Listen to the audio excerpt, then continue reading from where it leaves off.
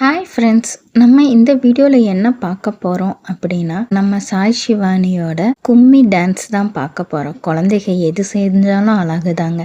Skip பண்ணாமல் பார்த்து enjoy பண்ணுங்க. This video is sponsored by school of business organisation.